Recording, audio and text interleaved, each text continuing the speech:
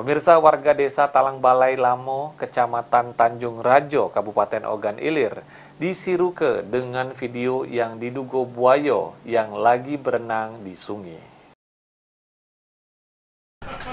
Inilah video penampakan buaya yang beredar di media sosial yang diduga berenang di sungai di kawasan desa Talangbalai Lamo, Kecamatan Tanjung Rajo, Kabupaten Ogan Ilir. Kemunculan video berukuran besar dengan durasi 16 detik bertulis ke Talangbalai Lamo, diduga buaya tersebut lagi berenang. Ini belum diketahui pasti, namun video tersebut berasal dari warga desa Talangbalai, Tanjung Rajo, Ogan Ilir. Samo tidak diketahui kapan direkam.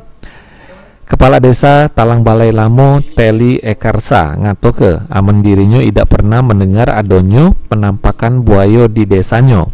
Diduga video tersebut bukan di wilayah Ogan Ilir, melainkan di wilayah Galian Pasir, Desa Wai Seputi, Provinsi Lampung. Ahmad Romawi, PAL TV.